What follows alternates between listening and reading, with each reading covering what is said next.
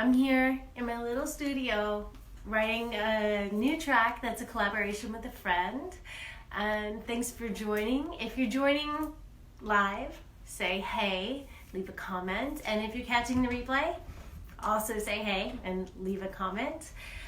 So I'm working on this song, and I had some thoughts about the collaborative process that I just wanted to share with you.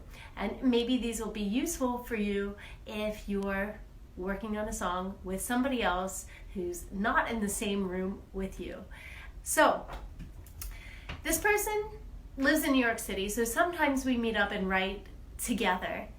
But then when I want to work on vocals, I can get a little bit shy with my ideas because I want to make sure that they're good.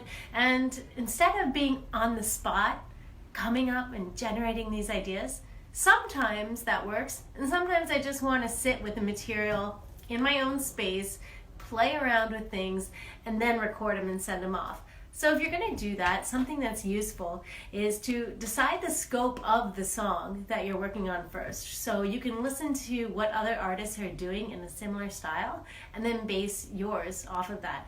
Thanks so much for the hearts. In Australia, they call those love hearts. So thanks for the love hearts. So some things that are also helpful are laying down a few ideas for the same part if you're going to send them over to somebody else to get their feedback on your scratch. And don't be too attached. So it's just ideas, and it's a creative process. It's like Jerry Seinfeld said, he has an appetite. If he eats a cookie, he'll always have another appetite.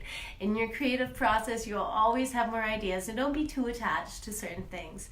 Also, don't listen to your ideas too much. If you print the song and you have a little MP3 or a little recording of it, because then those ideas that are not yet finished or decided upon become the final ideas because they just get stuck in your head, right? So don't let them imprint themselves in your head. Listen to them a bit, come up with new ideas, pass it on.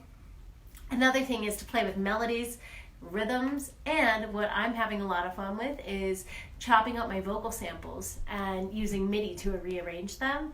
And with those, I'm playing with vowels, and I'm also playing with sounds like vocal fries, like and like making MIDI sounds of samples of those and arranging them in all different ways in MIDI in a percussive way.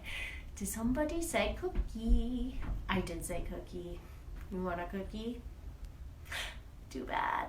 Or go get one. Love you.